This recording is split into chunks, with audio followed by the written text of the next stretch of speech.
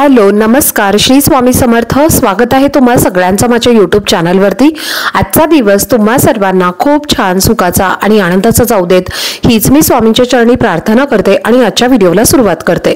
पण त्या अगोदर तुम्ही माझ्या चॅनलवरती जर नवीन असाल तर चॅनलला सबस्क्राइब नक्की करा। त्याचबरोबर कमेंटमध्ये श्री स्वामी समर्थ लिहायला अजिबात विसरू नका। आज 30 डिसेंबरला आलेली आहे मार्गशीर्ष अमावस्या। तर या मार्गशीर्ष अमावस्येला सोमवती अमावस्या असं म्हटलं जातं। जेव्हा अमावस्या तिथी सोमवारी येते तेव्हा त्या अमावस्येला सोमवती अमावस्या असं म्हटलं जातं।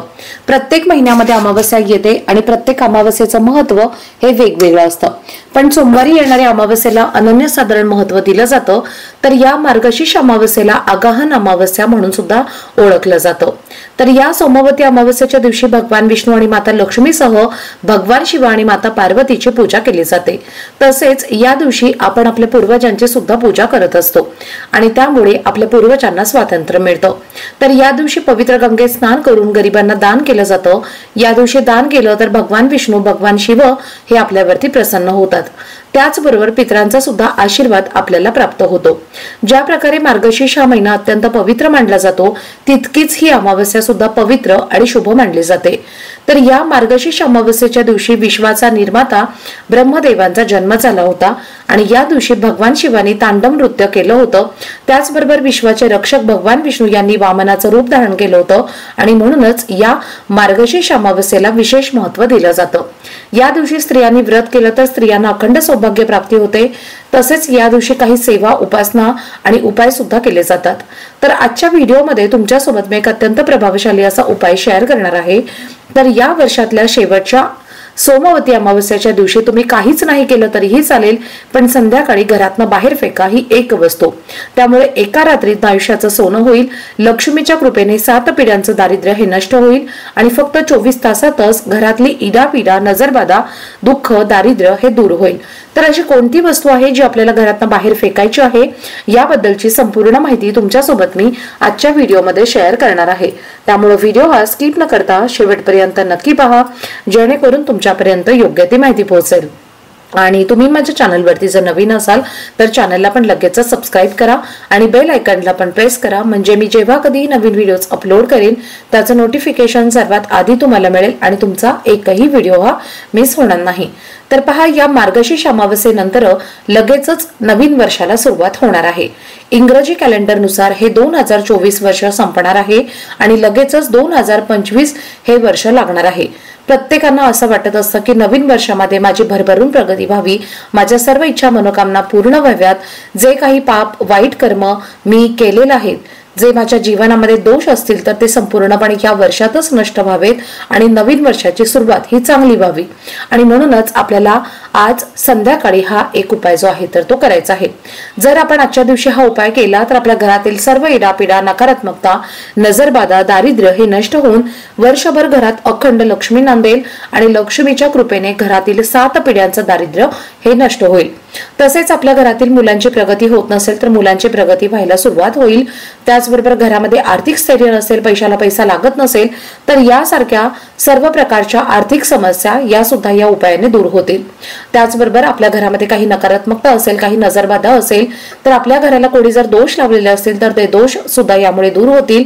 तसेच घरामध्ये सकाळ संध्याकाळ भांडणं होत असतील, क्लेश होत असतील, मग ही भांडणं नवरा बायकोंची असेल, आई मुलांची असेल तर असे वादविवाद जे आहेत तर ते सुद्धा दूर होतील। तर हा उपाय तुम्हाला सायंकाळी करायचा आहे। सायंकाळी तुम्ही 6 नंतर ते रात्री 12 वाजेपर्यंत हा उपाय केव्हाही करू शकता। उपाय करण्याच्या आधी तुम्हाला सर्वप्रथम तुमच्या देवघरामध्ये दिवा लावून घ्यायचा आहे। तुळशीजवळ एक दिवा लावायचा आहे, कारण या दिवशी तुळशीचे पूजन करण्याला खूप महत्त्व आहे। तर संध्याकाळी तुळशीजवळ तुम्हाला एक दिवा लावायचा आहे आणि त्यानंतर तुम्हाला हा उपाय करायचा आहे। तुमच्या घरामध्ये जर सुतक असेल तर हा उपाय करू नका। एखाद्या स्त्रीला मासिक धर्म असेल तर त्या व्यक्तीने सोडून घरातील इतर सदस्यांनी हा उपाय केला तरीही चालेल। तर उपाय करण्यासाठी तुम्हाला थोडंसं खडे मीठ घ्यायचं आहे। आता मीठ हे सर्वांच्याच घरामध्ये असतं, खडे मीठ नसेल तर तुम्ही बारीक मीठ घेतलं तरीही चालेल। त्यानंतर तुम्हाला चिमूटभर काळे तीळ घ्यायचे आहेत। तर पहा, अमावस्येच्या दिवशी या काळ्या तिळांना खूप महत्त्व आहे। या दिवशी जर आपण वाहत्या पाण्यामध्ये काळे तीळ जर प्रवाहित केले तर आपली सर्व अडलेली कामं ही पूर्ण होतात आणि म्हणून आपल्याला अगदी चिमूटभर काळे तीळ हातामध्ये घ्यायचे आहेत। त्यानंतर आपल्याला चिमूटभर पिवळी मोहरी घ्यायची आहे। पिवळ्या मोहरीचे अनेक उपाय जे आहेत तर ते केले जातात। तांत्रिक क्रियामध्ये सुद्धा पिवळी मोहरी ही वापरली जाते आणि पिवळी मोहरी जर आपण एखाद्या उपायामध्ये वापरली तर सगळे दोष नकारात्मकता जी आहे तर ती 100% दूर होते। म्हणून आपल्याला चिमूटभर पिवळी मोहरी घ्यायची आहे आणि या 3 वस्तू तुम्हाला तुमच्या हातामध्ये घ्यायच्या आहेत आणि यानंतर या 3 वस्तू आपल्याला घरातल्या प्रत्येक व्यक्तीवरनं उतरवायच्या आहेत। डोक्यापासून ते खाली पायापर्यंत 7 वेळा उतरवून घ्यायचं आहे। घरात आजारी व्यक्ती असेल तर त्या व्यक्तींना अवश्य न चुकता या वस्तू उतरवून घ्या। लहान मुलं असतील तर लहान मुलांवर सुद्धा उतरवून घ्यायच्या आहेत आणि यानंतर घरातल्या प्रत्येक भिंतींना तुम्हाला या वस्तू टच करायच्या आहेत। टच करत असताना श्री स्वामी समर्थ श्री स्वामी समर्थ या मंत्राचा जप करायचा आहे आणि या वस्तू घेऊन तुम्हाला घराच्या मुख्य दरवाजावरती जायचं आहे आणि तिथे तुम्हाला घराच्या मुख्य दरवाजावरनं सुद्धा वरपासून खालीपर्यंत 7 वेळेला उतरवून घ्यायचं आहे आणि घराच्या बाहेर जाऊन तुम्हाला दक्षिण दिशेला फेकून द्यायचं आहे। आता जी पण व्यक्ती हा उपाय करणार आहे घरातील त्या व्यक्तीने हा उपाय करायला सुरुवात केल्यानंतर कोणाशीही बोलायचं नाहीये। जेव्हा या वस्तू तुम्ही फेकायला घराच्या बाहेर जाणार आहात तेव्हा मागे वळून पाहायचं नाहीये। त्याचबरोबर या वस्तू जेव्हा तुम्ही दक्षिण दिशेला फेकणार आहे तर तेव्हा सुद्धा तुम्हाला मागे फिरून हे न पाहता सरळ घरामध्ये यायचं आहे। हातपाय स्वच्छ धुवून तुम्हाला तुमची जी काही कामं असतील तर ती करायची आहेत। जेव्हा आपण एखादा उपाय करत असतो तेव्हा मागे फिरून पाहतो तेव्हा ती पुन्हा नकारात्मक ऊर्जा ही आपल्या सोबत आपल्या घरामध्ये येत असते आणि त्या उपायाचा आपल्याला कोणत्याही प्रकारचा फायदा होत नाही। आता हा उपाय करण्यासाठी प्रत्येक व्यक्तीसाठी वेगवेगळ्या वस्तू घेण्याची गरज नाहीये।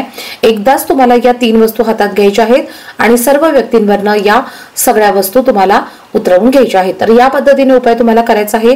त्याचबरोबर संध्याकाळी तुम्हाला अजून एक प्रभावी असा उपाय करायचा आहे पिवळ्या मोहरीचा।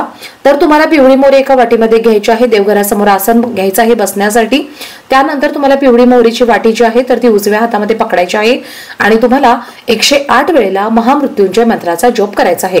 एक वेळेला काळ भैरवाष्टकमचं पठण करायचं आहे, एक वेळेला वल्गा सुक्तमचं पठण करायचं आहे। ही अतिशय उच्च कोटीची सेवा आहे। ज्या पण घरामध्ये आज ही सेवा केली जाईल त्या घरामध्ये वर्षभर अखंड लक्ष्मी नांदेल आणि त्या घरातील पितृदोष हा नष्ट होईल। आता या सेवा या पिवळ्या मोहरीवरती करायच्या आहेत। पिवळी मोहरी अभिमंत्रित करायची आहे आणि त्यानंतर ही मोहरी तुम्हाला तुमच्या घराच्या प्रत्येक कोपऱ्यामध्ये थोडी थोडी टाकून द्यायची आहे।